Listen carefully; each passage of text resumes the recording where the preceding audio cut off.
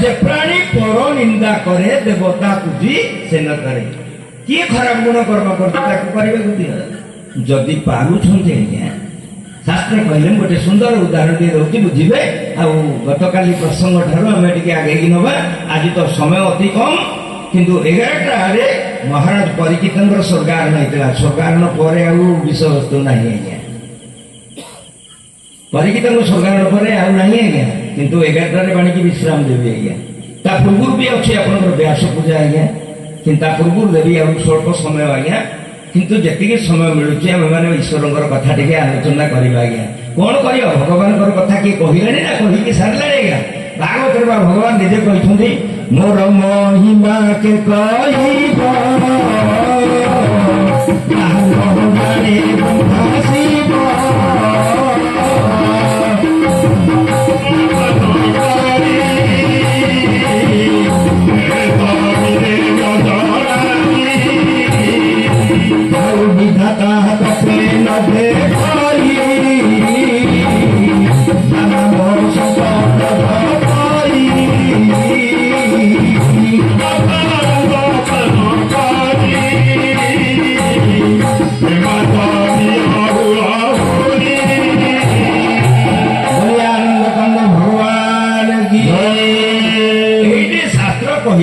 जे प्राणी पर निंदा करे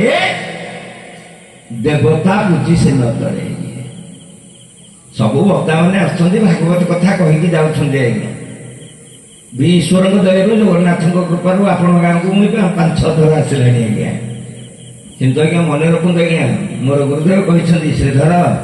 जो हरिनाम कीर्तन करू भागवत कथा कहू कहवा बेसी भल पाइबुनि आज्ञा गोटे कथा गुरु कल आज लिंगराज सार को आज्ञा जो अनुरोध कले आप किसी कहतु आज्ञा मना कले ना आज्ञा कहीं मना कले जानते मन हृदय रही जड़े सन्थ आम निजक सन्थ कहवाटा ठीक नुहे जड़े सन्थ महात्मा को बसई हरि कथा आम कहवाटा ठीक नुहे कहीं महाप्रभु कहते तृणादपि सुनिते न तरणीब सहिष्णु न अमानी न मान देन कीर्तनीय सदा हरि देखिए आज्ञा जगन्नाथ महाप्रभुंर जिते यात्रा हो रथ यात्रा महाप्रभु कहते तृणादपि सुनिते न तृण मान घास घासटार आहरी न्यून हो जाए जिते वृक्षर फल फलू नम्रता नई जहाँ जिते विद्या थो विद्या ददाति विनयम जदि चेत विनया बहा जहाँ पाखे किसी विद्या कि धन कि ज्ञान कि जहाँ थी सब नम्र हो दरकार आज्ञा से जगन्नाथ दासंकर भागवत सर्वप्रथम परिहार कौन थी जानती कहले नमहि नृसिंह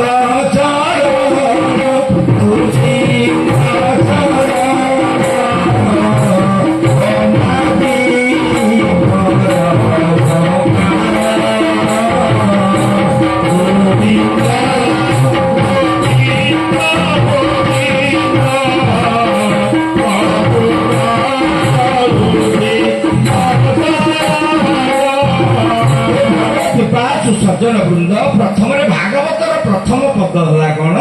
ना नमहि नृसिंह चरण से नम्रता केते नम्र कहले ना आज्ञा महात्मा अच्छा से आज्ञा भी कहले ना लिंगा भाई मंडा कले ना कहबेनि बोली किंतु गुरुदेव कहते श्रीधर कहवाक के चेष्टा करूनी श्रवणे कृष्ण श्रवणे भक्ति जार से प्राणी भव मध्य सार ये संसार जदि कहीं श्रेष्ठ जन था आपण मैंने जो मैंने मो कथा वाचक नित्यम जो मैंने मो कथा श्रवण रति अच्छा से मैंने होती सबुठ श्रेष्ठ जन आज्ञा जगन्नाथ महाप्रभुंर आपण मैंने देखिए आज्ञा स्कंद पुराण ये तृणादपि महाप्रभु कहले तृण ठार आहरी छोट हो जा घास ठार आहरी छोट हो जा यही घास आम चलिकी जावा समय दौड़ी जाऊे कूदिकी जाऊे आज्ञा सी नई जाऊँगी किंतु भगवान कहले घास हे दुब मुझे एमती जगह स्थान देवी तू निश्चय पूजा पाइबू कौटी पूजा पाई जिते नम्रता हो तृण ठार आहरी न आपण मैंने देखिए जगन्नाथ मंदिर जगन्नाथ महाप्रभु रथ यात्रा आज्ञा टाइया जुग घास टी भगवान टाइया मथार बोल आनंद कंद भगवान की जो मैंने ନମ୍ରତା ହେଇଯାଆନ୍ତି ଭଗବାନ ତାକୁ ମସ୍ତକରେ ନେଇକି ଧାରଣ କରନ୍ତି। ତାମାନେ କ'ଣ ତାଙ୍କଠି ଜ୍ଞାନ ନଥିଲା ନା ଜାଣି ନଥିଲେ କିଛି କହିପାରି ନଥାନ୍ତେ?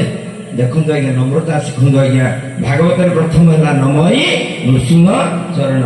ଭାଗବତର ଶେଷ ପଦଟା କ'ଣ ଆଜ୍ଞା? ଭାଗବତ ପ୍ରଥମ ଯେମିତି ଆମର ବ୍ୟାସ ମହାରାଜ ଯିଏ କହିଗଲେ ଆଜ୍ଞା, ଭାଗବତର ପ୍ରଥମ ଶ୍ଲୋକଟି କହିଦେଇ ଗଲେ, ଶେଷ ଶ୍ଲୋକ ମଧ୍ୟ କହିଦେଇ ଗଲେ ଆଜ୍ଞା। ଭାଗବତର ପ୍ରଥମ ଶ୍ଲୋକଟି କ'ଣ ଥିଲା? କେହି ଜାଣିନାହାନ୍ତି? ସମସ୍ତେ ଜାଣିଛନ୍ତି ଆଜ୍ଞା। ଜନ୍ମା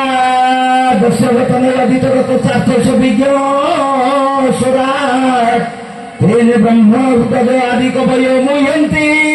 ଯଶୋଦୟ। ସର୍ବପ୍ରଥମ ଶ୍ଲୋକ ହେଲା ଜନ୍ମା ଦସ୍ୟ ଯତନୟ ଅଧିତରତ ଚାର୍ଥ ସବିଜ୍ଞ ସ୍ୱରାଟ ତେନେ ବ୍ରହ୍ମା ହୃଦୟ ଆଦି କବୟ। ଭଗବାନ କହିଲେ ସର୍ବପ୍ରଥମେ ଏଇ ବେଦ ଜ୍ଞାନ ମୁଁ ମୋର ନିଜ ପୁତ୍ର ବ୍ରହ୍ମାଙ୍କୁ ଦାନ କରିଥିଲି। ବୋଲ ଆନନ୍ଦ କନ୍ଦ ଭଗବାନ କି ସେ ମକରନ୍ଦ